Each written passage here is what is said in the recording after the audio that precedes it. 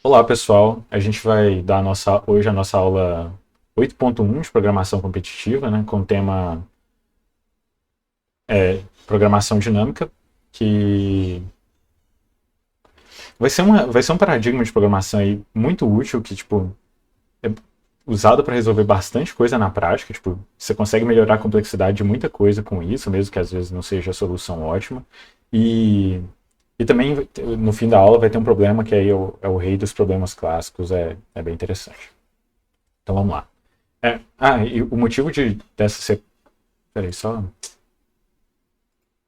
O motivo dessa aula ter sido dividida em duas, e talvez seja dividida até em mais pra frente, é que, tipo, apesar de ser o mesmo paradigma na programação dinâmica, os problemas são de tipos muito diferentes, sabe? Então, tipo, os raciocínios entre eles são bastante diferentes, então é interessante a gente mostrar vários exemplos dessa técnica sendo usada, porque não são todos parecidos, sabe? Então, acho que o ideal aí para poder mostrar tudo precisa de muito mais do que duas aulas. Mas a gente vai começar com duas. Então vamos lá. Nosso problema motivador é um problema de sapo, que costuma aparecer muito, né? E a ideia basicamente é a seguinte: você tem um conjunto N, um vetor N de pedras, que N vai até 10 a quinta, e essas pedras elas têm um valor, digamos assim, que acho que é a altura que ele diz. E o que acontece é que você é um sapo que começa na posição zero aqui, e você quer chegar na última posição do vetor, e o que você consegue fazer é dar um pulo até de tamanho K, que é até K, e K vai até 100. Então, por exemplo, nesse caso aqui, você poderia dar pulos até de tamanho 3, então você poderia ir do 1 para o 5, do 1 para o 4, mas não poderia ir para o 1 para o 2, porque 2 é maior do que K. Okay? Então você consegue fazer esse pulo. Só que esse pulo ele vem com um custo para o sapo, que no caso, é a diferença em valor absoluto entre as alturas. Então o sapo paga um custo. E o que você quer saber é qual é o custo mínimo que o sapo precisa pagar, entre aspas, para conseguir chegar do começo ao fim desse vetor de pedras, pulando de pedra em pedra. Okay?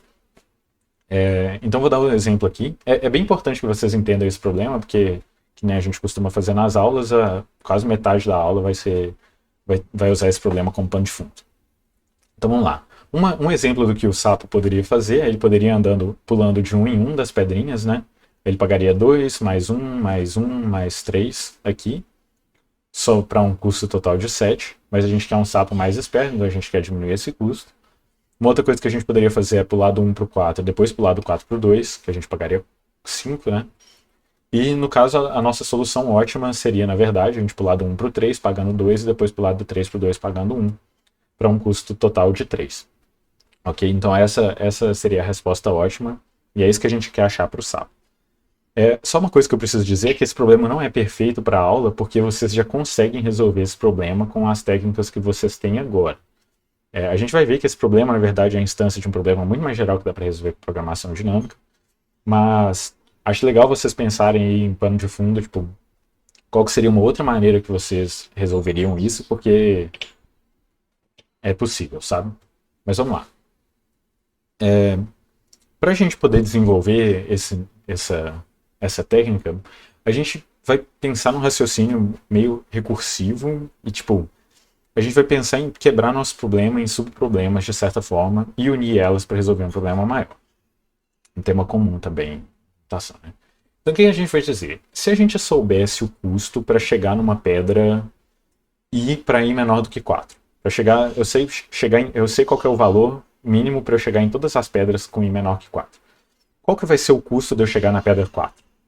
Esse raciocínio, tipo, ele pode parecer meio estranho agora, mas depois você vai exercitando ele, é bem comum.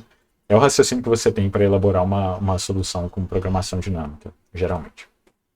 Então, nesse nosso exemplo aqui, assumindo que a gente soubesse calcular o custo para chegar em qualquer pedra aqui até o 4, né? Nesse caso aqui, você já começa nela, você não paga nada, esse aqui é 2, esse aqui é 3 e 4.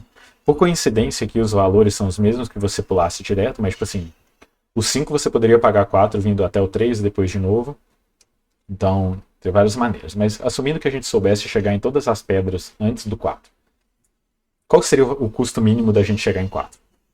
A gente pode pensar que o custo mínimo seria o custo de chegar em 3 e depois andar, pagar o preço desse pulo aqui, ou o custo de chegar em 4 e depois pagar o custo desse pulo aqui, ou o custo de chegar em 5 e pagar o preço desse pulo aqui. Porque como o sapo pula de K em K passos, para ele chegar no 2, ele com certeza veio de um desses, né? E o que a gente vai querer? A gente vai querer o mínimo entre esses valores, né? Então o melhor jeito de chegar no 2 vai ser o mínimo entre os jeitos de chegar nesses outros anteriores e pagar o custo do pulo de um para o outro. Ok? Vocês estão tranquilos com isso? Esse custo que a gente já tem é o custo mínimo, né, para os outros É o 10. custo mínimo, exatamente. Eu estou dizendo, tipo, eu defini a minha função. O C de I é o custo mínimo para chegar na pedra I. Ok? Partindo do zero, né? Naturalmente. É isso. Então, beleza. A gente. Essa é a ideia que a gente teria. Então, se a gente chutasse, se eu soubesse os problemas, a solução para os problemas anteriores, como é que eu calcularia o 2? Então, se eu soubesse a solução para esses subproblemas, como é que eu calcularia o meu problema? E a gente tem aqui uma forma, né? Então, acho que agora que a cara dessa solução ficou mais clara, que a gente precisa da solução para as pedras anteriores mais o custo da aresta entre essas pedras, a gente consegue escrever uma relação de recorrência, que vai ser uma função que vai ter um caso base e uma dependência, e um jeito de escrever ela dependente de funções anteriores, que define o valor dessa nossa função. Então, mantendo o que eu tinha definido, que o C de I vai ser o custo mínimo para eu chegar na iésima pedra, vamos dizer como é que a gente calcula o C de I com uma relação de recorrência. Para quem fez ILC, discreta, essas matérias aí que se não provar os negócios, a ideia da relação de recorrência, se vocês já não tiverem vistos, ela é muito ligada à ideia de indução, né? Você assume que você tem um caso base e você assume que você tem os resultados anteriores para calcular o próximo resultado, né? Essa vai ser justamente a mesma ideia. Então vamos lá. Se a gente estiver na pedra número 0, o nosso custo para chegar nela vai ser 0, né? Porque a gente já começa nela, então a gente tem o nosso caso base. Caso contrário, se a gente estiver numa pedra da frente, a gente vai fazer basicamente o que a gente fez no slide de cima, só que o caso geral disso aqui, né? A gente vai olhar para todas as pedras que é possível alcançar para trás. Esse J maior que 0 aqui é só um negócio para a gente não olhar pedra negativa, digamos assim. Mas, tipo, para todas as pedras das quais eu posso ter vindo, eu olho. Eu quero o mínimo entre eu ter vindo dessa pedra e pagar o custo da aresta. Okay? Eu devo ter vindo de alguma dessas pedras, eu pego o mínimo entre cada uma dessas, e esse vai ser o custo mínimo para chegar até a pedra I. Vocês concordam que essa relação de recorrência aqui funciona para o nosso problema? Concordando. Ok. Então, dado que a gente tem essa relação de recorrência que resolve o nosso problema, que ela dá a solução certa, fica tranquilo a gente elaborar uma solução recursiva que faz isso, né? A gente pode codar exatamente isso aqui, praticamente. Então, por exemplo, para eu retornar o valor da função C recebendo como parâmetro I, então o custo de chegar na iésima pedra, se essa pedra for a pedra 0, o custo vai ser 0, né? Caso contrário, o que eu faço? Eu tenho que pegar o mínimo entre algumas coisas, né? Como a gente vai pegar o mínimo, eu já disse isso várias vezes, a gente vai pegar o elemento neutro da operação mínimo, que vai ser um valor infinito, né? Como os nossos valores vão até, se vocês olharem lá, eles vão até 10 a quarta, então isso aqui nunca vai passar de 10 a nona, então nosso valor infinito vai ser maior do que todas as respostas possíveis. Tá de boa. O que a gente faz? Para todos os Ks das quais eu posso ter vindo, ou seja, os que estão a uma distância no máximo K, e que também não são negativos, né? Por isso que eu faço esse max entre 0 aqui, eu olho. O valor que eu vou retornar aqui, ou seja, o custo dessa função vai ser o mínimo entre o custo dela e eu pagar esse valor aqui, que vai ser o custo de eu ter vindo dessa pedra mais a diferença do valor absoluto entre esses aqui. Okay? E depois eu retorno esse valor. Vocês concordam que essa função aqui é exatamente essa relação de recorrência? Tipo, mesma ideia?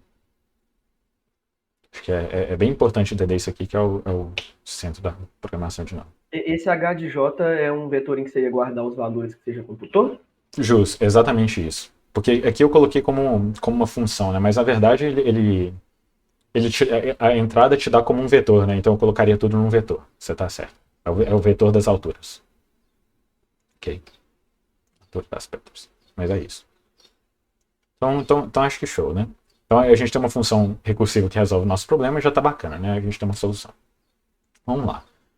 Então vamos olhar como é que seria a árvore de subproblemas que isso gera. A árvore de subproblemas vai ser a árvore de dependências, né?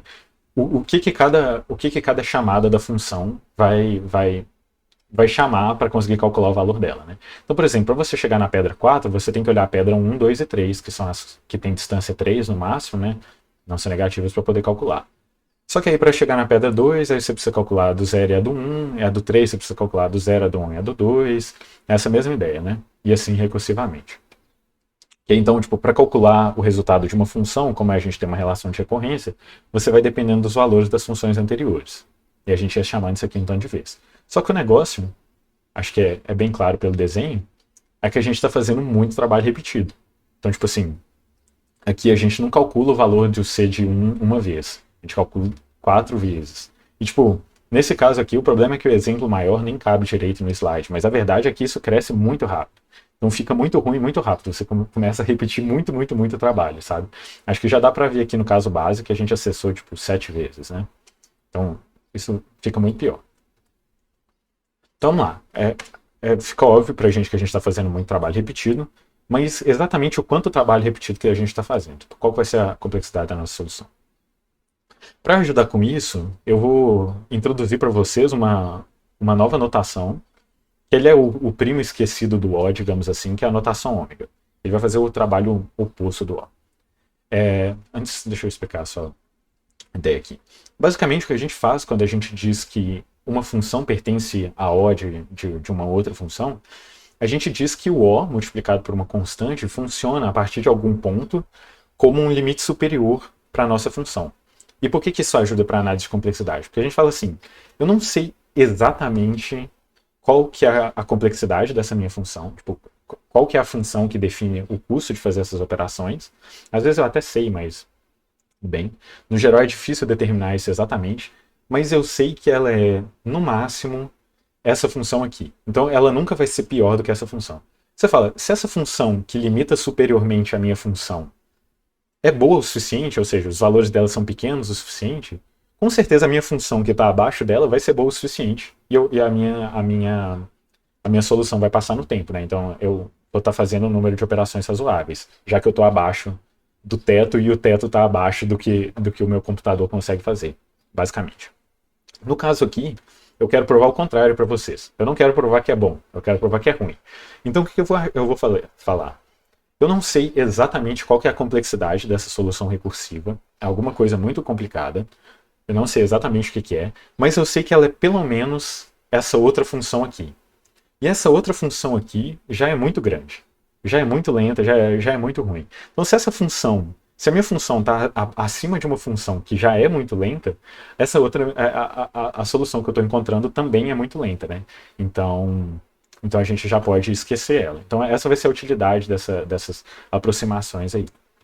Então a definição formal, a gente diz que f pertence a ômega de g de x, se existe uma função que se a partir de algum ponto essa minha função limita superiormente essa outra função que eu estou olhando, multiplicado por uma constante. E é isso. Ok? Então, tipo, exceto, eu vou olhar o caso de k igual a 2, mas tem o loop, né? Mas o nosso gargalo, além do loop, mas eu vou olhar o caso de k igual a 2, vai ser basicamente o número das chamadas, porque toda operação que eu faço lá é O de 1, né? Porque eu olho o valor absoluto, eu tiro o máximo, eu somo, então eu crio uma variável, essas coisas não importam muito. Então o que a gente vai tentar contar é o número de chamadas que a gente faz. Para o caso do k igual a 2, por causa disso. Pro caso de k igual a 2, que é um dos melhores casos, tipo, o 1 é melhor, né? Mas assim, a gente sendo otimista, o k igual a 2 já seria bacana.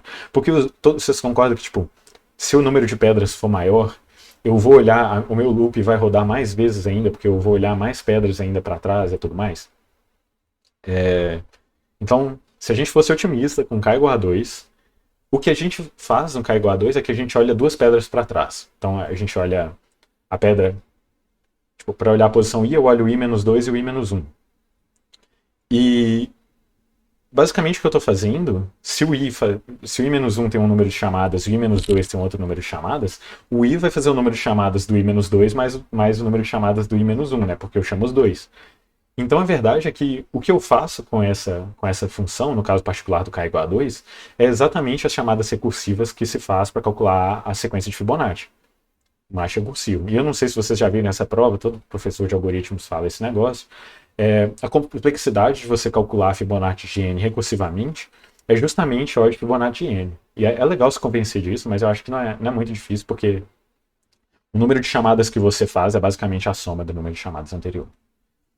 Então, para k maior ou igual que 2, a complexidade da nossa função pertence a ômega de Fibonacci de n, porque tipo, a gente estava sendo, para k maior, a gente faz pelo menos Fibonacci chamadas, né? Só que o ponto é, Fibonacci é muito ruim, porque Fibonacci é uma função que cresce exponencialmente, né? Tem essa fórmula aqui, esse termo vai para zero, é basicamente 1,61 elevado a n dividido por raiz de 5. E esse n aqui é o número de pedras, que vai até 10 à quinta, então imagina esse número aqui elevado a 10 à quinta, é tipo muito lento, muito longe do que a gente precisaria fazer.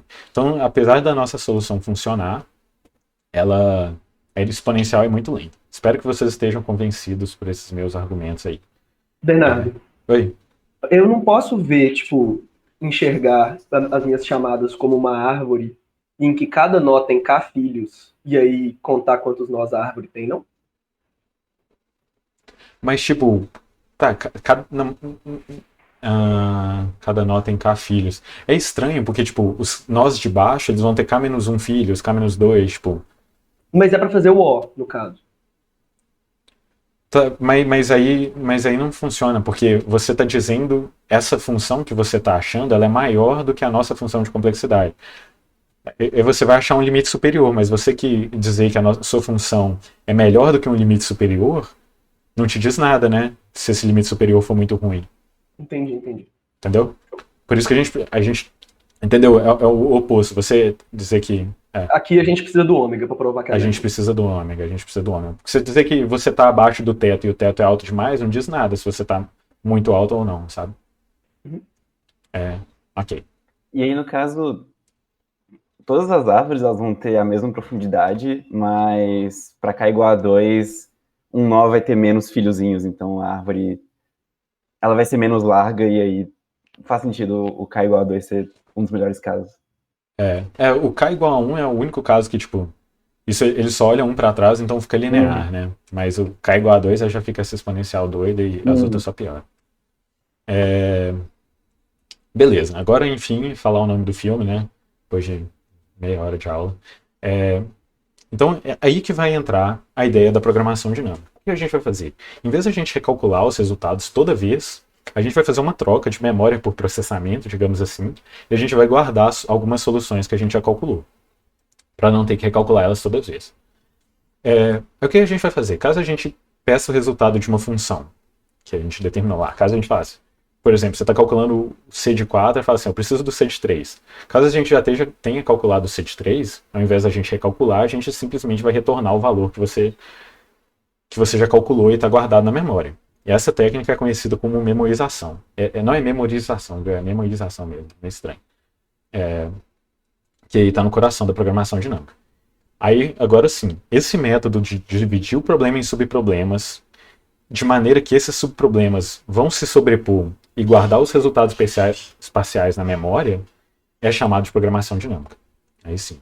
É importante que esses problemas tenham sobreposição, porque se eles não tiverem sobreposição, não adianta nada você guardar na memória, porque, tipo, se você guarda na memória, mas se você só vai usar ele uma vez mesmo, tipo, nem precisava ter guardado na memória, né? O ponto é que esses nossos subproblemas vão se sobrepor tanto que, tipo, guardar o resultado na memória faz muita diferença, sabe? Mas se você tem um caso que você só divide de subproblema, não adianta nada, ok? Então vamos lá. Beleza, agora a gente melhorou o negócio, né? Antes a gente calculava tudo, toda vez, mas agora a gente vai guardar umas soluções parciais na memória, então a gente nunca vai calcular o valor de uma função duas vezes, mas isso com certeza é melhor, né? Mas o quão melhor que vai ser agora que a gente está fazendo isso? Então vamos lá. Sendo pessimistas, a gente pode assumir que a gente vai ter que calcular todos os estados, a gente vai precisar de todos os estados para calcular a resposta. E o que eu quero dizer com estado? Um estado, na programação dinâmica, a gente diz basicamente, tipo, o valor para qual a gente está, os parâmetros da função para qual a gente está chamando, sabe? Então, sendo pessimista, a gente precisaria chamar para todo o domínio da função, digamos assim. No nosso caso, por exemplo, a nossa função diz respeito à pedra que a gente está. Se a gente for pessimista, para calcular o resultado que a gente precisa, a gente teria que calcular a função para todas as pedras possíveis, sabe? Faz sentido? Tipo, os estados vão ser os valores possíveis que faz sentido a função assumir. Sendo pessimista, a gente vai ter que calcular todos. Então, que é o que a gente vai fazer para descobrir o O, né? A gente tenta ser pessimista. Então, no geral, a gente diz que um limite razoável para a programação dinâmica é sempre dizer que a solução vai ter custo O, vai pertencer a O do número de estados, então todos os números de estados possíveis, a gente vai ser bem pessimista, multiplicado pelo custo de se calcular cada estado.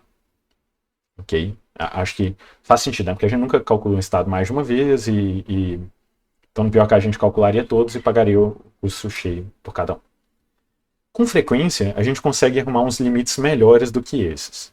Tipo assim, em alguns casos a gente não vai ter que calcular todos os estados, em alguns casos, tipo, o custo por estado varia, alguns estados têm um custo menor do que os outros, e isso, na hora que você somar o todo, dá algo melhor e tal. Mas, no geral, essa análise simples aí é o que a gente precisa para poder dizer que uma programação dinâmica é boa. E, no geral, tipo, isso aí que faz a mágica, sabe? Quando você faz essa conta que você vê mesmo o quanto de trabalho você está poupando, no geral é suficiente. Ok? É isso. Então vamos lá. Agora que a gente descobriu o jeito de você analisar a complexidade para um problema, para uma solução que usa programação dinâmica, vamos voltar no nosso problema exemplo lá do sapo e analisar como é que funcionaria. Vamos lá. Na nossa solução, a função, o parâmetro da função é uma posição do vetor, né, que é a pedra que você está, e que vai até n, se vocês lembram lá do enunciado da questão. Então a gente tem n estados possíveis para a nossa programação dinâmica. Então vamos lá. Para compor a solução de cada estado, o que você faz é que você olha k estados anteriores, você fica olhando nas pedras, e com isso você faz a operação de mínimo, soma, módulo da diferença, que é tudo O de 1. Então a gente não tem que preocupar com isso. E você olha também, na hora que você está calculando os mínimos, você olha a solução de um estado anterior. Só que o que acontece? Esses estados anteriores, no geral, a gente vai armazenar eles numa tabela mesmo, tipo numa matriz, sabe? Então, quando a gente precisa olhar um estado anterior, a gente vai pagar um custo O de 1 também. Porque a gente vai estar armazenando a matriz, olhar a posição da matriz é O de 1, tipo, a menos que seja algum tipo doido. Então o que a gente vai fazer para cada estado é só olhar K coisas, né? Porque aqui tudo é O de 1. Beleza? Às vezes a gente faz a programação usando um map, mas são os casos particulares, assim. No geral a gente vai usar uma tabela mesmo, uma matriz. Então fica O de 1 esse negócio. Então, bem simples, né? A gente falou que a complexidade era o número de estados, sendo pessimista, multiplicado pelo custo de cada estado. Então, no pior caso, a gente paga n vezes k, que no nosso caso já dá para ver que é bom o suficiente, né? Porque o n ia até 10 a quinta e o k ia até 100. Então, isso aqui fica 10 a 7, com uma constante bem baixa, que a gente só faz a operação O de 1. Então, essa nossa solução tá bacana. Ok? Então vamos lá. Agora que eu já expliquei como é que eu faço esses negócios para vocês, expliquei para vocês como é que a gente faz isso, vamos mostrar mesmo o algoritmo rodando. Espero que fique mais claro, caso já não tenha ficado claro. Então vamos lá. Uma coisa importante de dizer é que, no geral, a gente vai ter dois paradigmas diferentes de programação dinâmica, que é o top-down e o bottom-up. Primeiro eu vou explicar o top-down para vocês, que é o que basicamente ele vem diretamente da relação de recorrência, sabe? A gente vai basicamente codar a relação de recorrência, só que a gente vai armazenar as soluções. Depois eu vou mostrar o outro paradigma, eles têm vantagens e desvantagens, que eu vou mostrar também. Então vamos lá. Primeiro aqui, a gente tem os índices do vetor. Acho que nem precisava disso aqui, né? Mas o H, que é o tamanho das pedras mesmo, acho legal aqui para vocês não acharem que os valores que eu estou achando vieram do nada. E o memo, que é o valor da função que a gente vai ter calculado. A gente, em vez de chamar de C, né, que era o valor da função, eu vou chamar de memo porque a técnica que a gente emprega é memorização, né? Então é natural chamar de memo. Reparem que o memo aqui eu inicializo ele todo como -1. O motivo que eu faço é o seguinte. Ao chegar num estado, eu preciso saber se ele já foi calculado ou não, né? Porque se ele já foi calculado, eu simplesmente retorno o valor dele direto. Então o que eu faço? Como nesse caso os valores das soluções são todos diferentes de -1, tipo, nunca o custo para você chegar numa pedra vai ser -1, eu posso usar o -1 como um valor especial aí. Então o que eu digo? Se eu cheguei no valor e ele é -1, significa que eu ainda não calculei ele e eu preciso calcular. Caso ele seja diferente de -1, significa que eu calculei e eu simplesmente retorno o valor. Okay? Então é por isso que a gente faz isso. Então vamos lá, o que a gente faz? Eu quero saber o resultado do C de 4, que é qual é o custo para chegar na última pedra, né? É isso que o problema pede para a gente, então qual é o custo para chegar na última pedra? O que acontece? Lembram lá que a gente cria a solução baseada na solução para problemas anteriores. Então o que eu faço? Para calcular a solução do 4, eu preciso pegar o mínimo entre ter vindo do 1 e pagar o custo dessa aresta aqui com os outros, né? Então assim, qual que é o custo de ter vindo do 1? Só que a verdade é que eu ainda não calculei o custo de ter vindo do 1. Então essa nossa função é recursiva, né? Então ele vai tentar calcular o custo de ter vindo do 1. Então, o custo de ter vindo do 1 é o mínimo lá entre o custo de ter vindo do 0. Só que o 0 é o nosso caso base, né? Tanto que eu nem vou substituir o valor da memória aqui nele por 0, porque a gente costuma tratar o caso base antes. Eu estou sendo condizente com a implementação que eu vou fazer. Então, ele olha aqui o custo do 0, consegue descobrir qual que é o valor dele. Então, o custo mínimo para você chegar no 1 é você pagar 2. 2 custos aqui, que é fazer esse pulo direto. E aí, beleza. Aí ele consegue retornar o valor para o 4. E o 4 vai compor a resposta. Só que eu descobri o valor. O 4 ele precisa olhar outros valores, né? Chutar outras pedras para vir. Então ele precisa ver o que aconteceria se ele viesse do 2. O 2 ainda não está calculado, então ele vai recorrer para outros subproblemas para calcular o valor dele antes. Olha para o 0, 0 é o caso base, então ele pega o valor, mas ele pega o mínimo entre todos os possíveis, né? Então ele olha para o 1, o 1 também já foi calculado, então a gente não vai descer mais na recursão do 1, a gente pega o valor que está armazenado na memória, então a gente já está começando a economizar trabalho aqui, né? E com isso a gente consegue calcular o valor de chegar no 2. Ok? Aí beleza, a gente consegue retornar o valor para o 4, mas o 4, muito exigente, ainda precisa saber qual que é o custo se ele tivesse vindo do 3, porque ele quer pegar o mínimo entre esses, né? A gente está, de certa forma, olhando todos os caminhos possíveis, só que a gente tá sendo esperto, a gente está fazendo brute force, né? A gente fala assim, se eu tivesse vindo desse caminho, se eu tivesse vindo desse, se eu tivesse vindo desse, se fosse olhar tudo, a gente faria todos os caminhos possíveis, que é muita coisa. A gente está sendo espertinho. Vamos lá. Ele precisa, para conseguir compor o valor do 4, ele precisa saber a solução do 3, mas ainda não foi calculada. Aí o 3 precisa do 0, do 1, do 2. Nenhum deles vai descer mais na recursão, o 0 por ser o caso base e 1 ou 2 por já terem sido calculados. Então retorna o valor para o 3, a gente consegue descobrir qual que é o valor do C do memo de 3, né, que é o valor da função C. E com isso, agora baseado que ele tem todos os de trás, o 4 consegue pegar o mínimo entre esses todos, que foi justamente o mínimo entre ter vindo do 1 e ter pagado mais esse custo aqui, que é o 3 com 2, que é pagar mais 1. Okay? Então a gente testou tudo de certa forma, mas armazenando os resultados. A nossa árvore já ficou bem menorzinha que aquela outra lá, se vocês lembrarem. Então, legal, né? Então, vamos codar a solução? Sem spoiler, sem spoiler. O show é que agora a árvore necessariamente só tem profundidade 2, né? A árvore necessariamente só tem profundidade 2. Da ordem que eu tô fazendo, sim, né? Eu poderia fazer em outra ordem. Tá.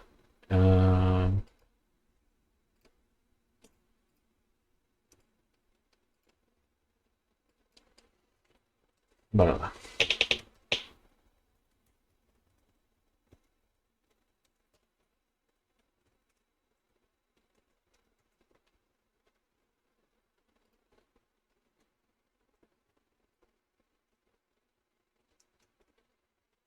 Então, primeiro que a gente recebe é o número de pedras, n, e eu vou fazer a função de programação dinâmica aqui fora, então eu vou declarar essas variáveis aqui fora. A gente precisa saber qual que é o número de pedras n e o tamanho do salto que eu posso dar, que é k. É a primeira coisa que ele nos diz. E ele também dá pra gente um vetor de pedras que a gente vai chamar de h, que é a altura das pedras, né? Esse vetor tem tamanho n, então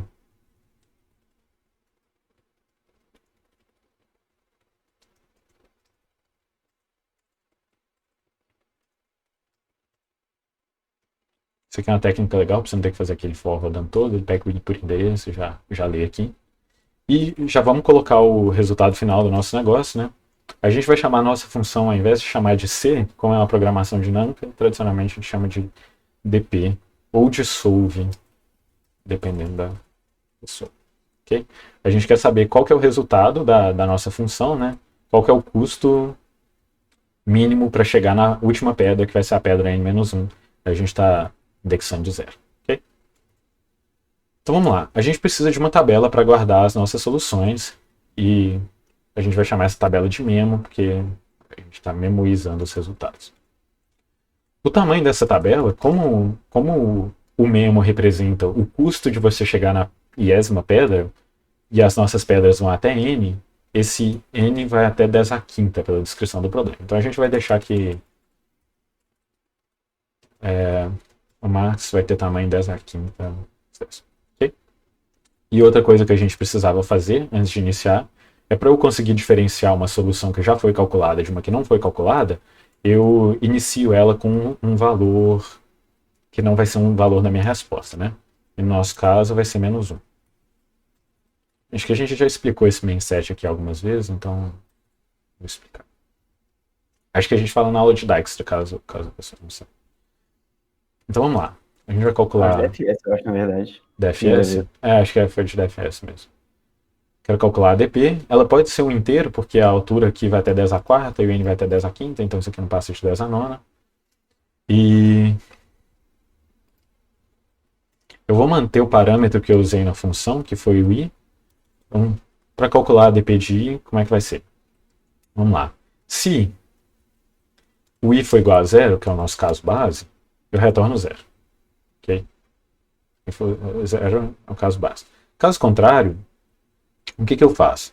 Eu olho, primeiro, isso aqui é muito importante, porque se você não colocar isso aqui, sua função vai funcionar para os testes, mas ela vai ser exponencial.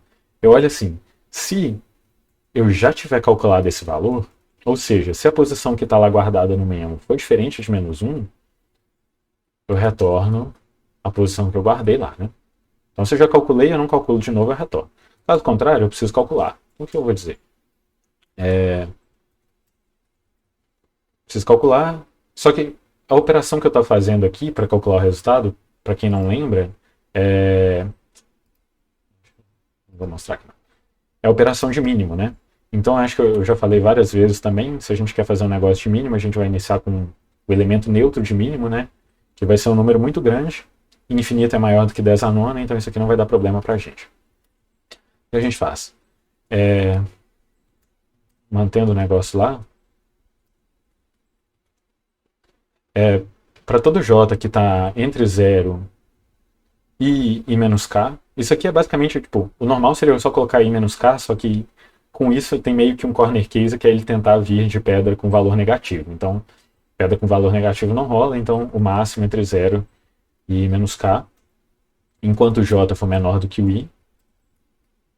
O que eu digo? Eu digo que o melhor valor para eu chegar nessa posição aqui, o menor custo que eu consigo fazer, é o mínimo entre ele e o custo de ter chegado no j, mais o custo de ir para o j, de ir do j para o i, que por definição do problema é o módulo da diferença entre os valores.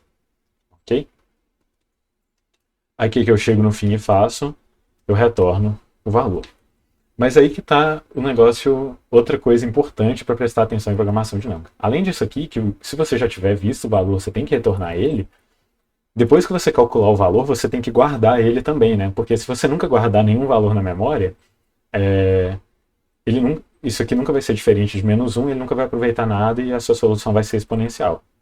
Então é importante que você guarde na memória. Então o que eu digo? Eu digo que a memória na posição i é igual a hat. Isso aqui é prático porque ele já retorna o hat ao mesmo tempo que ele coloca no memo aqui. Ok? Tá todo mundo... Oi?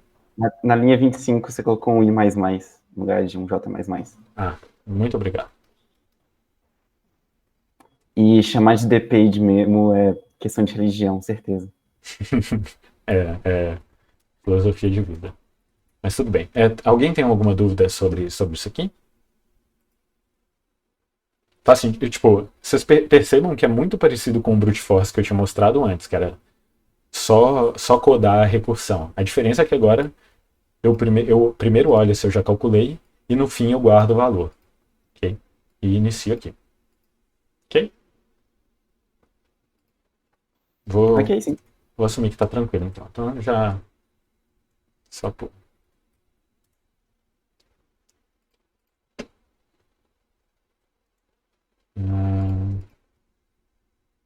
Certo?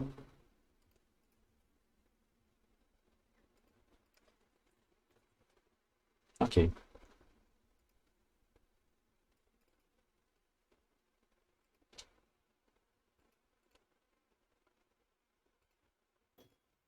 O ATCode é todo bonitinho. Eu gosto.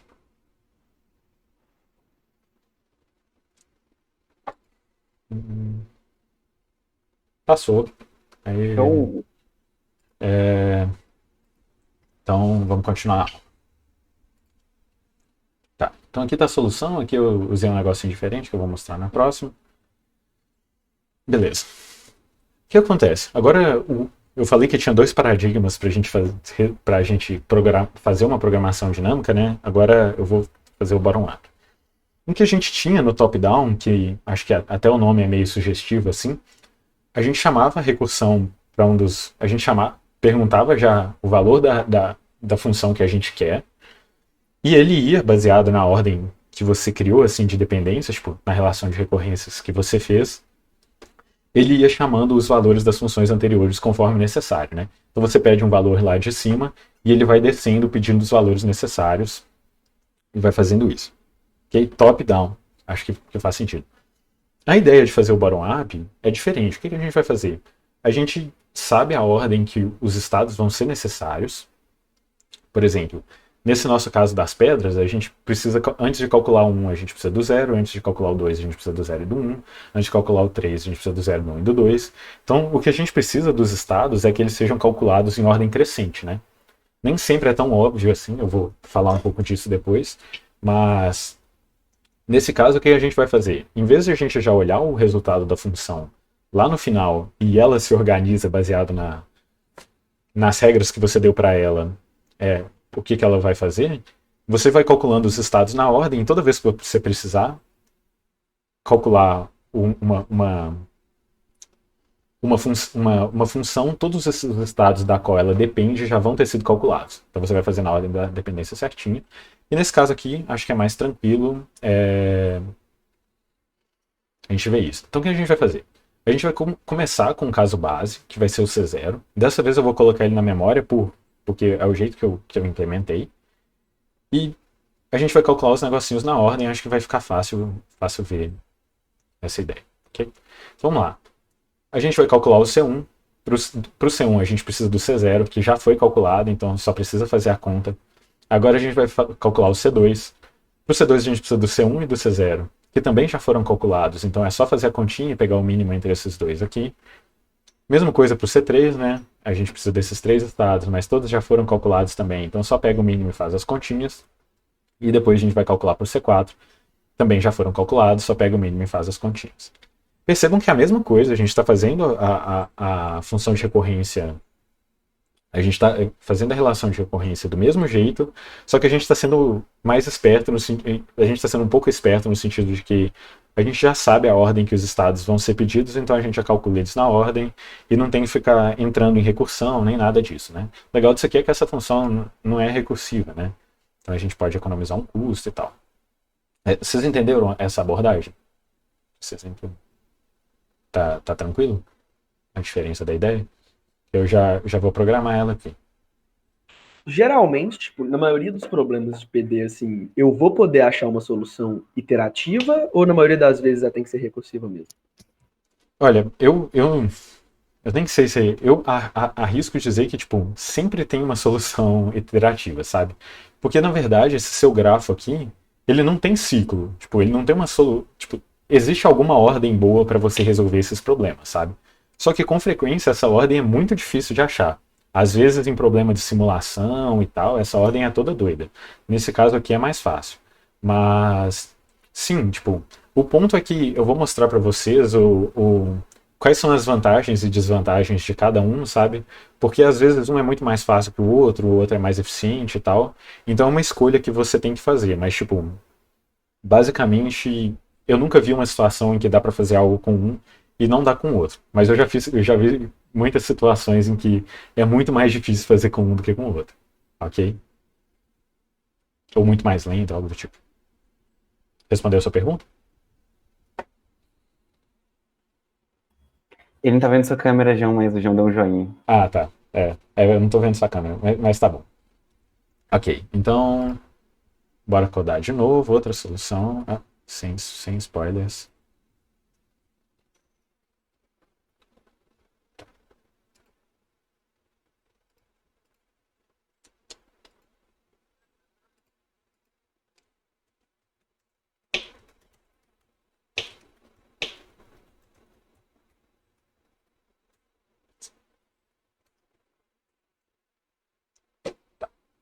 Vamos lá, mesma coisa, né? Então, recebe um N, um K, lê o N, lê o K. Aqui, eu nem vou precisar de uma função fora, né? Então eu vou fazer tudo na main mesmo, mais bonitinho. Vamos lá. Eu já crio um vetor H que tem tamanho N, e para cada elemento de H, dando por referência. Tá. E eu também vou criar uma tabela. Vai ser o. Dessa vez eu vou fazer como vetor para variar. Seu memo. O valor que a gente precisa que ele seja é no máximo 10 a quinta, mas nesse caso aqui eu vou fazer como N direto, que já sabe qual é, né? Memo N. E aqui reparem que eu não preciso iniciar o memo como menos um, porque a gente precisava olhar o menos um para saber se o estado já tinha sido calculado ou não. Só que nesse caso, quando a gente for olhar um estado, ele já tem que ter sido calculado. Tipo, ele já vai ter sido calculado. Se ele não tivesse sido calculado, tem algo muito errado com a sua programação de novo. Então aqui a gente vai assumir que ele já foi calculado e não precisa colocar um negócio. Então o que a gente diz? Em vez de tratar caso base e tal, a gente vai colocar o mesmo na posição 0 é 0. Ou seja, o resultado da função na posição 0 é 0. A gente vai falar, para toda pedra que eu tiver, mesma coisa, né? Agora é o mesmo negócio daquela outra função. O, zero vai, o J vai ser o máximo entre 0 e I menos K, J menor que I. O que a gente vai dizer?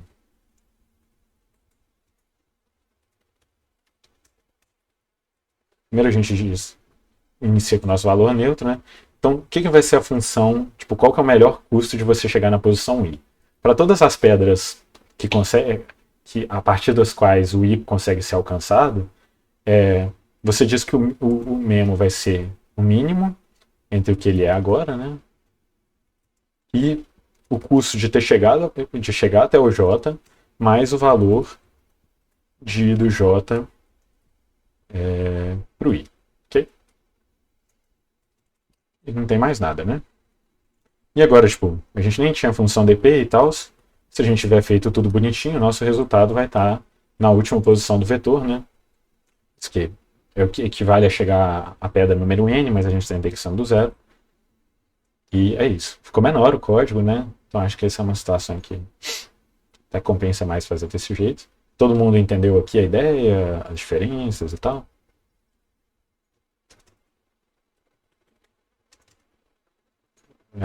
Vou assumir que tá ok.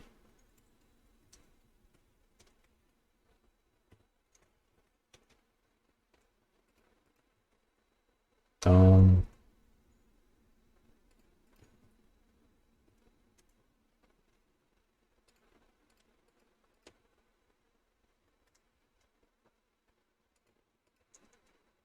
Perfeito. Esse complô de primeira, nem sei pra que você tá testando. Verdade. Desculpa. Então,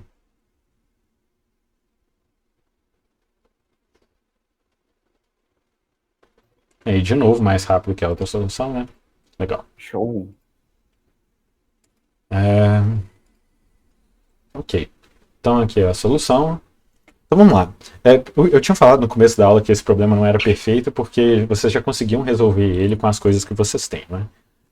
Não sei se vocês pensaram nisso nesse meio tempo, mas, tipo, dá para resolver esse problema com Dijkstra, por exemplo, né? É um problema de caminho mínimo, o custo da aresta é bem definido, que vai ser a diferença lá entre os Hs. É só você roda o Dijkstra a partir do zero e olha qual que é a distância mínima para chegar no n-1.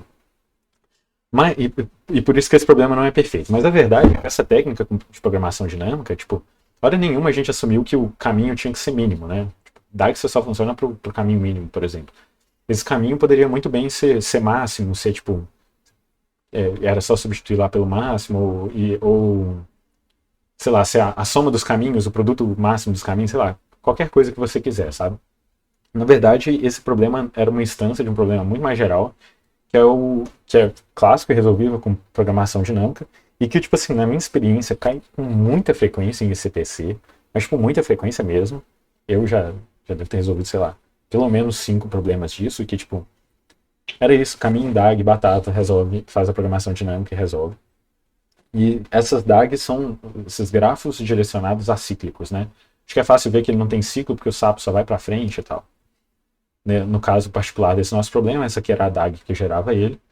Perceba, um negócio interessante é que eu coloquei aqui até redondo para não confundir esse negócio, mas tipo, o gráfico mesmo, tipo, de como é que o sapo poderia andar, ele meio que se confunde com o gráfico, com o grafo de dependência dos estados, né? Eles são meio que a mesma coisa, assim.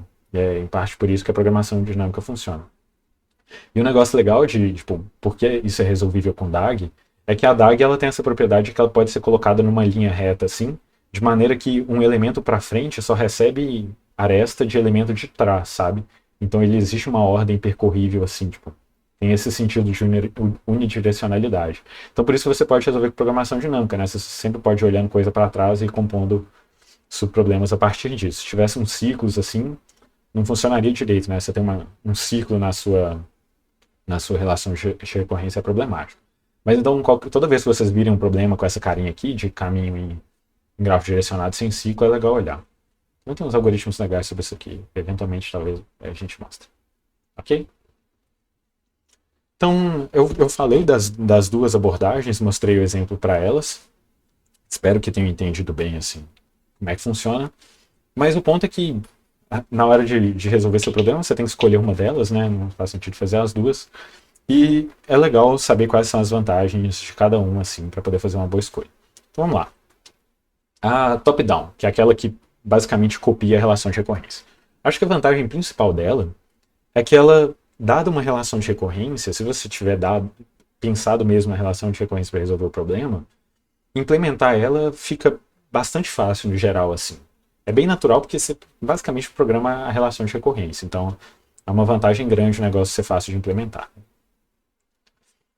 Em alguns casos, nesse caso em particular, a gente usou uma tabela fixa, né? Uma tabela de memorização fixa. Ela tinha um tamanho definido lá, até porque a gente sabia que a gente precisaria calcular todos os estados, né?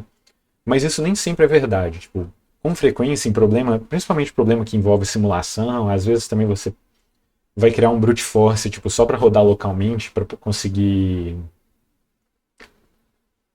tipo, descobrir algum padrão na solução do problema e tal. Com frequência, esses problemas que não têm as coisas tão bem definidas, você não acessa todos os estados para calcular um negócio, sabe? Eu vou mostrar um problema, o próximo problema que eu vou mostrar, talvez isso fique mais claro assim.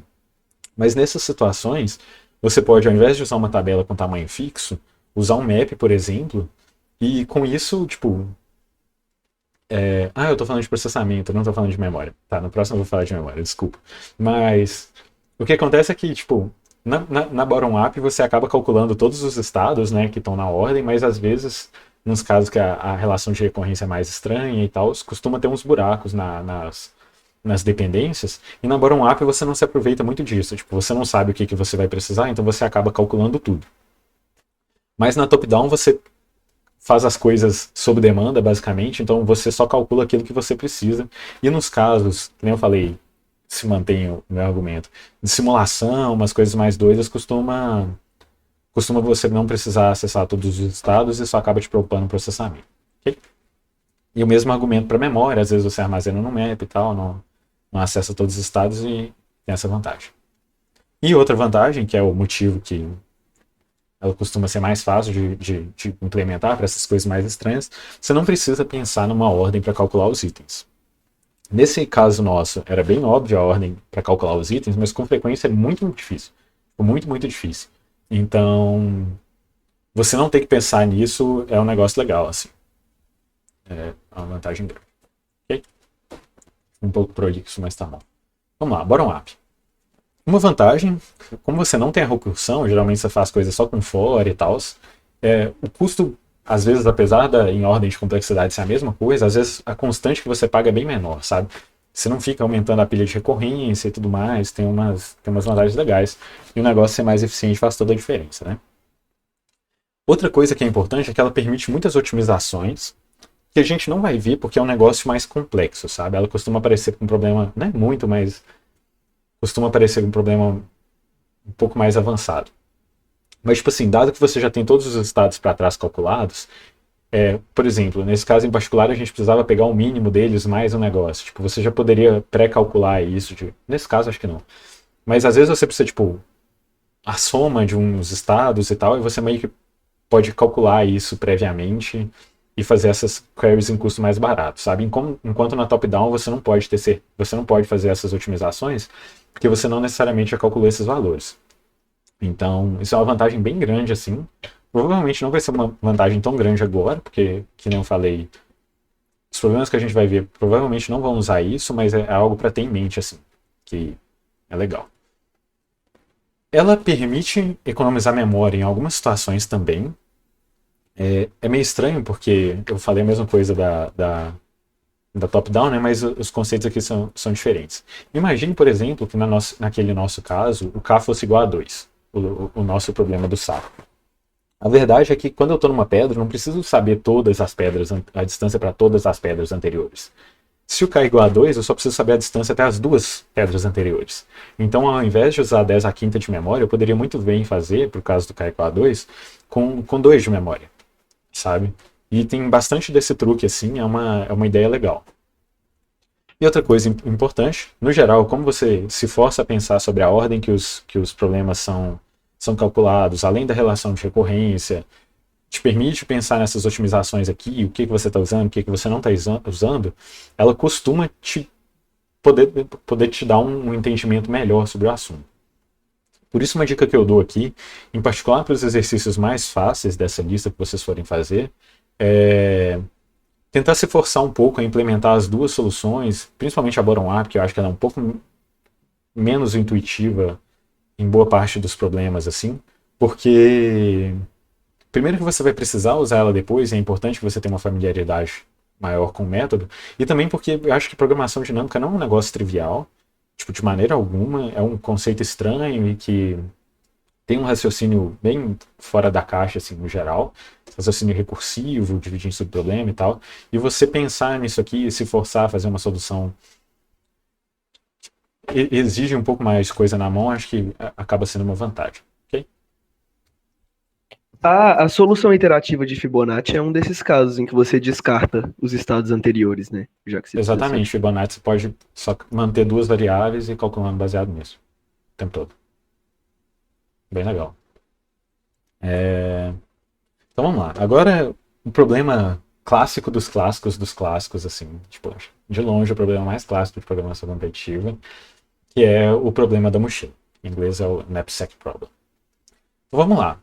Imagine que você é um ladrão, basicamente, acho que é esse negócio. Você tem um grupo de itens, nesse caso aqui são 100 itens, N, e cada item tem um peso e um valor associado com eles. Esse peso, no nosso caso, vai até 10 a quinta e o valor vai até 10 a 9.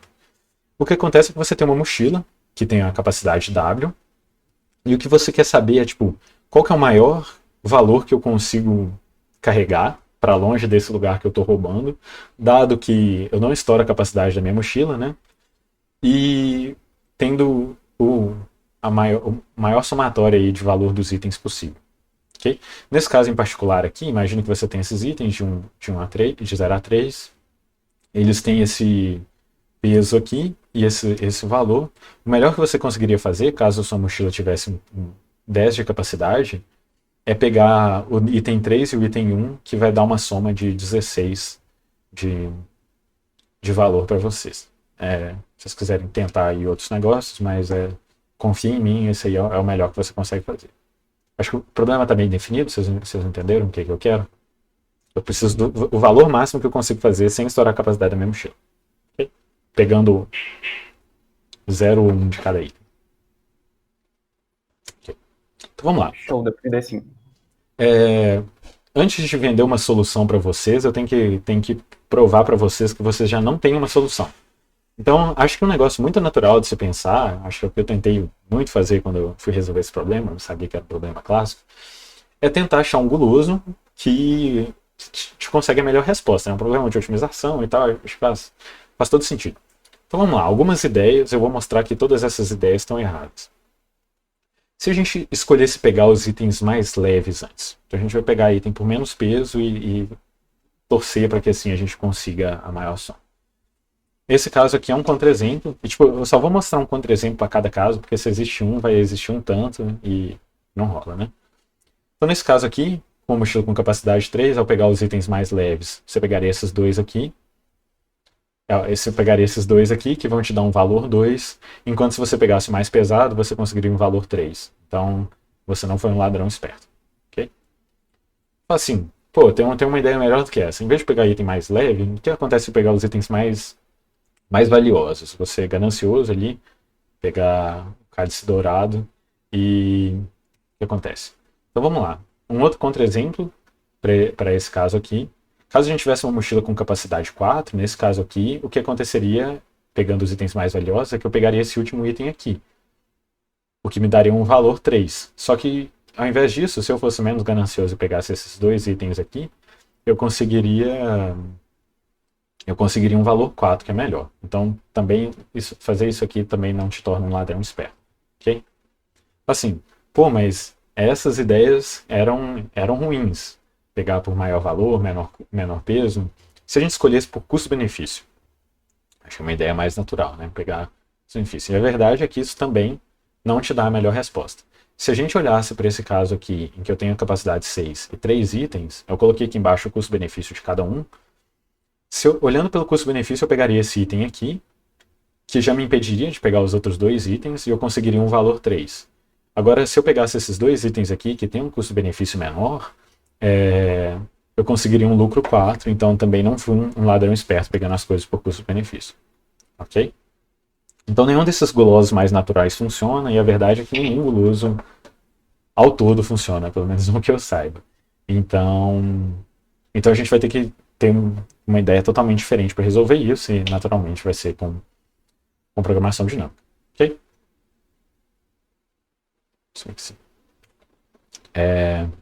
Então vamos lá. Primeiro, antes de pensar como é que a gente faz como é que a gente calcula esse negócio de um jeito barato, vamos primeiro tentar achar a resposta certa, né? Porque até agora a gente não sabe nem achar a resposta certa. Uma vez que esse problema diz respeito a, tipo, qual é a melhor das opções, assim, fazer uma força bruta é sempre uma alternativa, né? Então, você pode testar todas as possibilidades, olhar que, dentre as válidas, olhar que te dá o maior lucro, e é isso, é a sua resposta, né? Então o que acontece?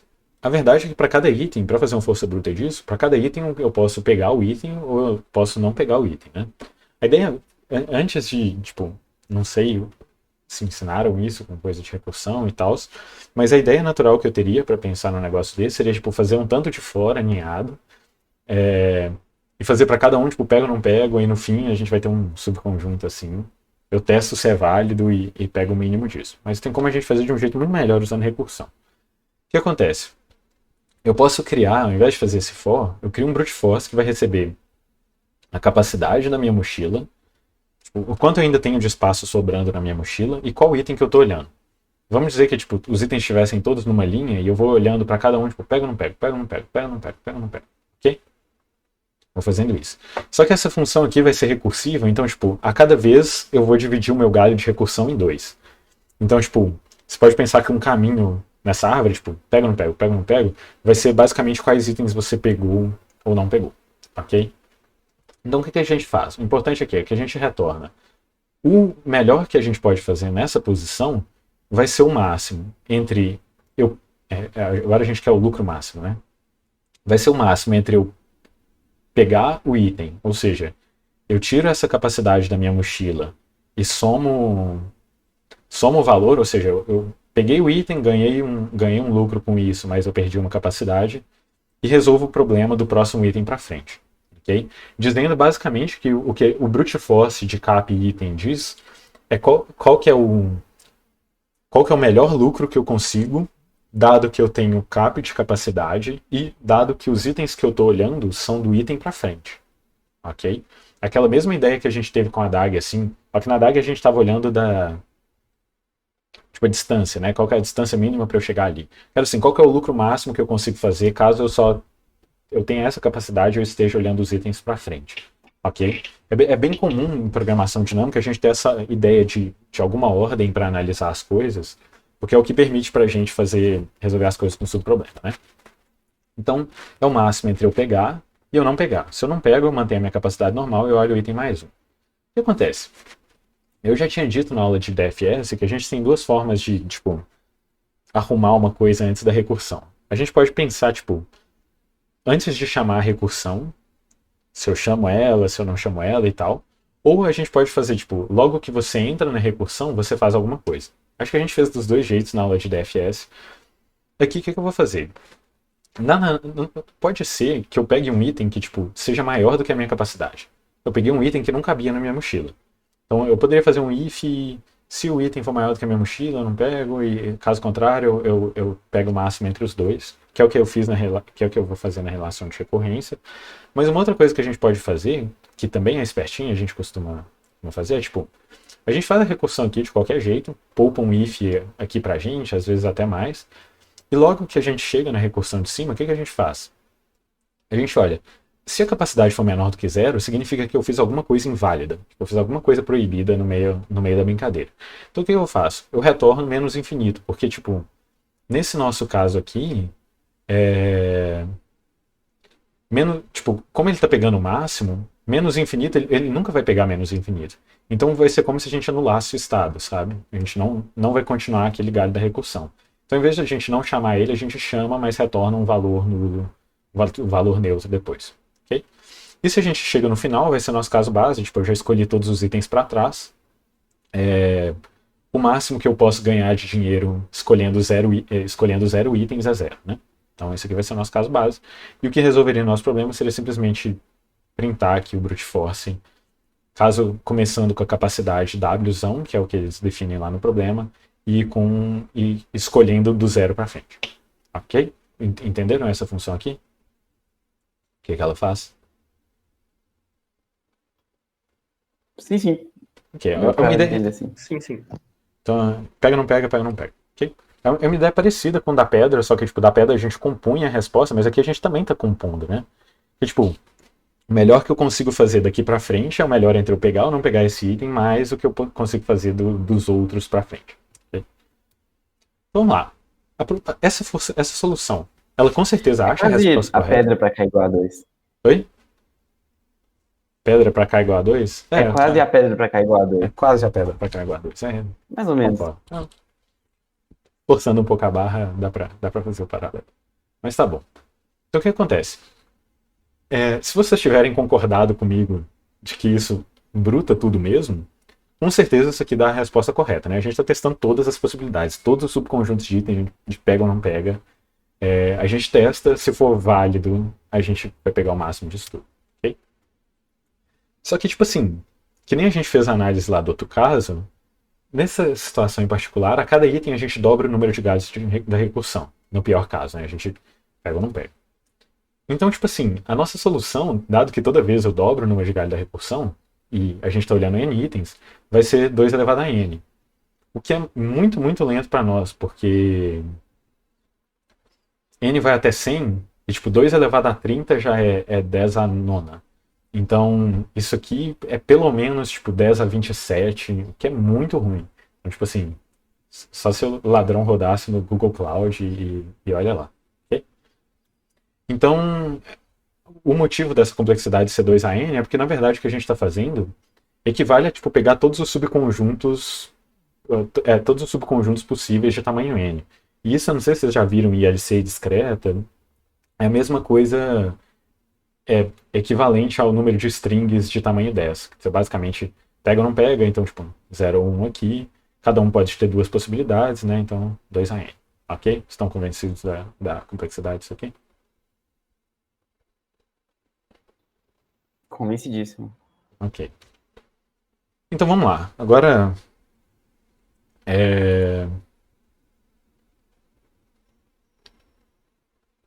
Ok, então agora a gente está na aula de programação dinâmica, né? A gente gostaria de escrever uma relação de recorrência para fazer esse negócio, de maneira que os itens dessem sobreposição, tivesse um número pequeno de estados, né?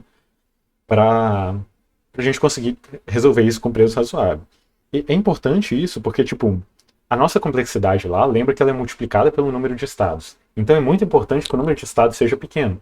Que, por exemplo, você poderia definir para cada estado ser um vetor de tipo quais itens você pegou, sabe? Não tem nada errado com isso, só que o número de estados possíveis seria justamente o número de subconjuntos, que também é exponencial.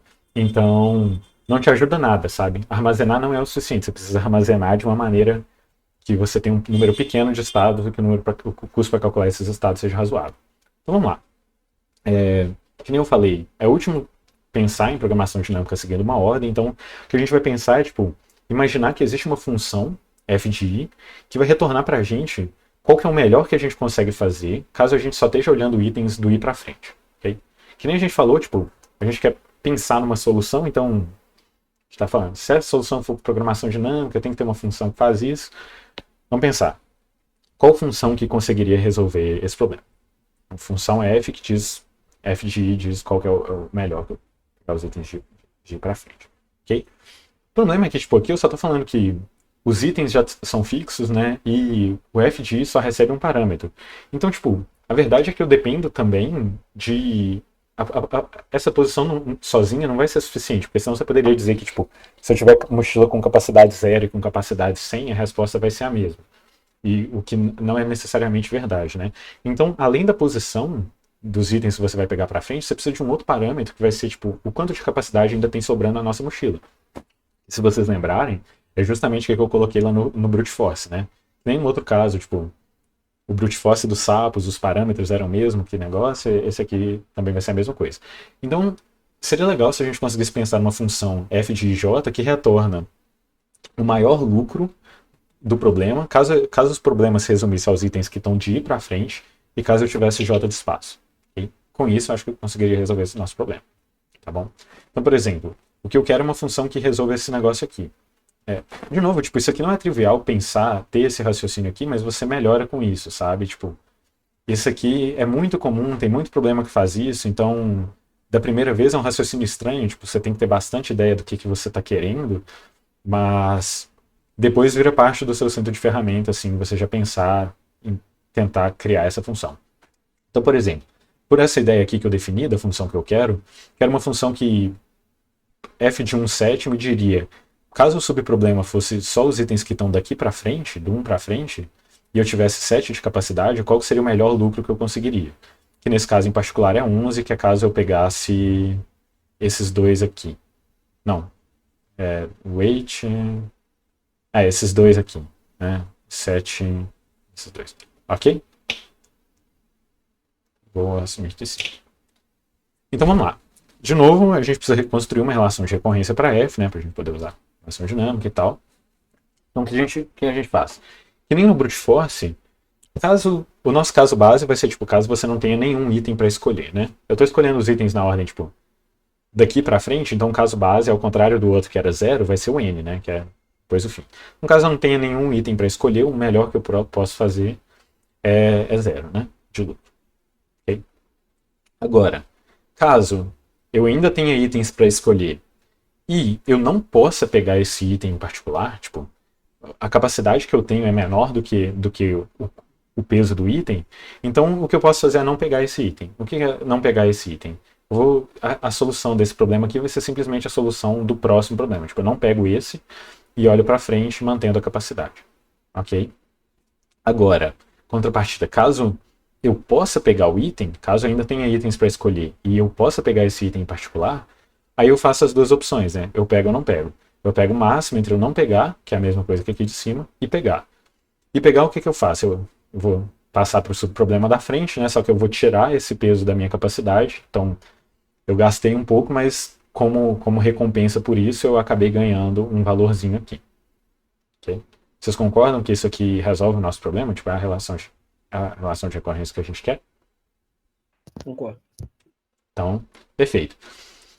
Então, a transição dessa brincadeira vai custar O de 1, e o que eu quero dizer com a transição é justamente esse pedaço aqui, que é a transição é tipo, dado que eu tenho subproblemas, como é que eu uso eles para computar o meu novo subproblema? Então a transição vai ser tipo o custo para calcular cada estado, né? Como é que eu uso qual que é o preço que eu pago para usar a solução de problemas anteriores para resolver meu novo problema? Aqui a gente só pega valor normal, faz máximo e soma, então isso aqui é claramente O de 1. Então, qual que vai ser o número de estados possíveis da mochila? Isso é, em algum sentido, é tipo o domínio dessa função aqui, né, os valores que isso aqui pode assumir. E a gente recebia um item e uma capacidade. Então, se os itens, a gente tem n itens multiplicado pelo espaço possível na mochila, né? Lembrando que tipo, o espaço possível não necessariamente é só o espaço possível. Tipo, é o número de espaços possíveis. Então, no nosso caso, como é inteiro, o espaço possível é o mesmo de número de espaços possíveis. Mas, tipo assim, se o nosso problema tivesse dizendo respeito aos números reais, não significa porque a capacidade máxima da mochila é 2 que o número estado de espaços possíveis na mochila é 2, sabe? Poderia ter 1,5, 1,5, 1,3 e infinitos, na verdade. Então, é muito importante aqui que o custo da nossa mochila seja inteiro, né? Então, como os valores dos itens são inteiros, o espaço inicial também, os espaços possíveis aqui são inteiros. Em particular, eles vão ser W estados, que é a capacidade da mochila que ele te dá no começo. Como N, e a gente usou aquela coisa de análise que eu falei em cima, né, que é o número de estados multiplicado pelo número de estados multiplicado pelo custo dos estados, que é O de 1. Então, como N vai até 100 e W vai até 10 a quinta, isso aqui é 10 a 7, uma constante baixinha, então a gente está num território bacana, ok? Essa é a nossa complexidade. Ô, Bernardo, Oi. eu tenho um negócio que eu não sei, eu acho que é importante saber isso para esses problemas de DP. Quanto de memória que cabe, tipo assim, em 256 MB, que é o padrão que eles usam para esses problemas? De long long. O Bruno vai saber dizer isso melhor que eu, mas, tipo, por regra de mão, assim, até quase 10 a 8, na minha experiência, rola. Até quase Eu 10 a também 8. acho que até quase 10 a 8 rola. Até quase 10 Beleza, a 8 no beleza. geral. Um 10 a 8 de bull rola. Depende, porque, tipo, com frequência, quando esses problemas eles precisam de long long, às vezes eles dobram a memória para 512 e a gente nem vê, sabe? Tipo, então tem que tomar um pouco cuidado disso, porque eles acabam tunando o tempo e tal, justamente para essas constantes que a gente toma como regra funcionarem, né? Mas, no geral, o ponto é que, tipo, se você tem uma PD que está fazendo 10 a 8 contas, você já está ali no território do perigo de tempo também. Então você corre o risco de, se não morrer por espaço, morrer por tempo, sabe? Mas, tipo, se o seu espaço for pior do que o tempo, aí com certeza rodou. Show, beleza. Então tá bom. Então, agora que a gente tem isso aí, vamos para o nosso último pedacinho da aula, que é resolver esse problema. O clássico dos clássicos. Vamos.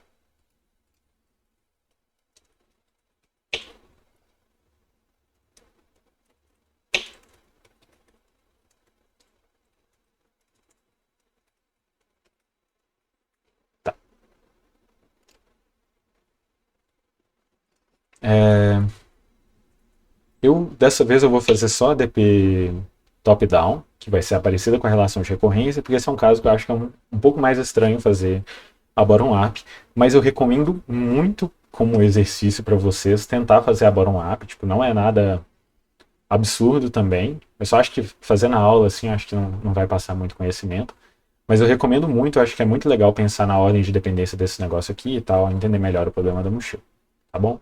Então vamos lá. Então eu preciso declarar o NK.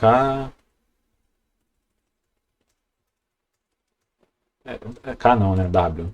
Então. Tá. Aí aqui eu vou ter um vetor de.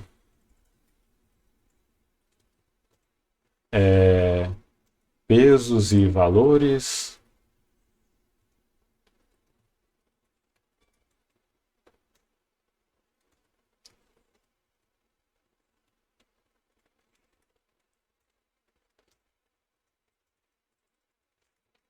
Só ler a entrada, né?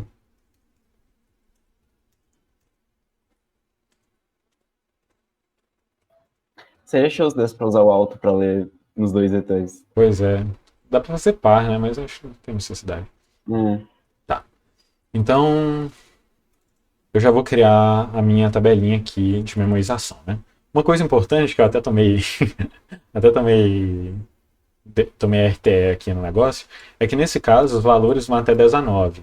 Então, tipo, se você pegar 100, tipo, imagina que você possa pegar todos os itens, isso aqui vai ultrapassar o inteiro, né? Então, a verdade é que minha tabela aqui, de memo, ela tem que ser long long.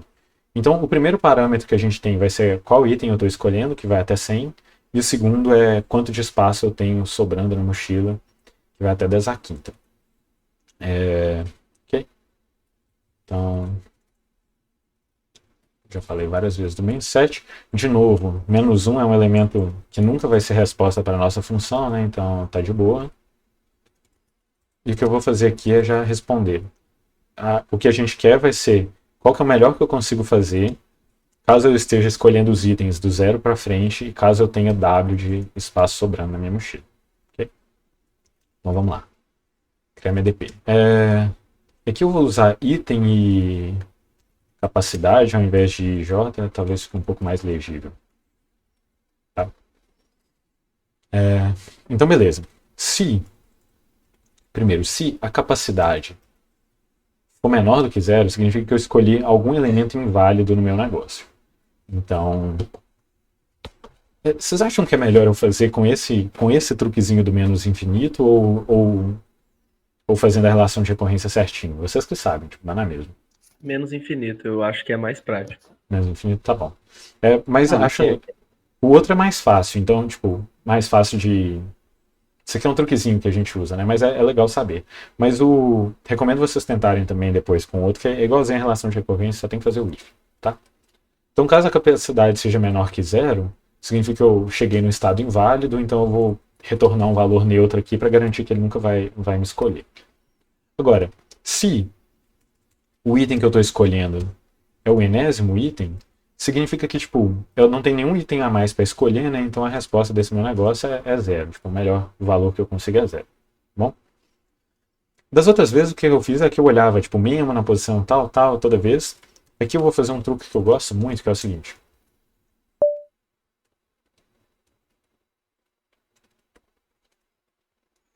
O que eu faço? Eu pego esse valor P aqui por referência e digo que ele é igual a esse memo aqui. Então, basicamente, o que ele vai fazer é que, quando eu olhar o valor de P, ele vai olhar o valor daqui, e quando eu modificar o valor de P, ele vai modificar o valor aqui. Então, ao invés de escrever memo, item, cap, toda vez eu só vou escrever P. Então, que nem a gente faz sempre, né? Primeiro tem que calcular se o nosso valor já foi... Se o valor dessa nossa função já foi calculado. Se o P for diferente de menos 1, significa que eu já calculei, eu retorno P. Okay? Caso contrário, eu preciso calcular ele, né? Então o que eu vou fazer? Eu vou retornar o máximo entre ADP item mais um cap, que significa o máximo entre eu não pegar o item e eu pegar o item, que vai ser item mais um cap menos Então, eu vou passar para o próximo, acabando tendo menos capacidade, né? Que eu peguei o item. Só que como prêmio, eu vou ganhar o valor do item. De novo aqui, tomando sempre cuidado. Se isso aqui vai funcionar sem problemas, mas se eu não colocar. Se eu não guardar o meu valorzinho, essa solução aqui vai ser exponencial, né? Então, retorno o P igual a isso. Estão tranquilos? Acho que tá tudo show, sim. Bora lá.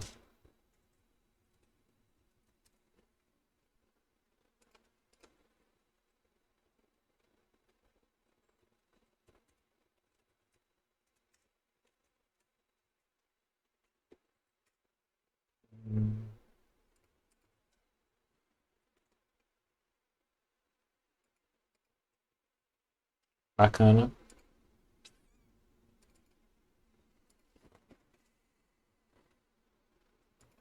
Eu acredito. Vamos lá. Glórias. Show! Ótimo. Então, tá aí o clássico dos clássicos, gente. Tem muita coisa, problema diferente aqui, tem que usa essa mesma ideia, é bem legal. Então, agora como fim da aula, recomendação natural de material, né? Essas aulas de programação dinâmica do MIT são do Eric Deman, são muito boas. Eu sempre recomendo as aulas do MIT, que eu realmente gosto muito. Eles não fazem tipo, tão aplicado assim quanto a gente, mostrando código e tal, mas eles mostram umas aplicações muito fora da caixa, tipo, esse aqui é o negócio, como é que o seu computador escolhe, tipo, se ele quebra a linha ou não, de maneira a gastar o mínimo de espaço, sabe? Então ele faz isso com programação dinâmica, tem várias coisas legais, eu recomendo bastante ver, inclusive no AppSec. A lista que eu fiz de DP, eu coloquei muito problema desse contest do Etcoder, que é um contest educacional. E parte do motivo por isso, além de que os problemas são muito bons, é que tem um vídeo do R. Kito que dura tipo 4. É Ricto, não sei como é que é. O pessoal ficou me zoando pelo jeito que eu pronunciei. Mas tem um vídeo dele, tipo, uma maratona de 5 horas, ele resolvendo todos os problemas da lista. Alguns ele explica mais do que outros. Então é legal, assim, ter um cara bom resolvendo esses problemas, explicando e tal. Acho que é legal. E também tem um vídeo dele explicando DP que é, que é bastante interessante. E a nossa querida lista, sempre muito importante fazer. Não se esqueçam, assim, eu acho que é o principal para poder aprender essas coisas, sabe? Tipo, só ir à aula não é suficiente. Mas acho que a lista tá bem legal, tem bastante exercício. Recomendo. Ok? É isso então, gente. Obrigado pela participação.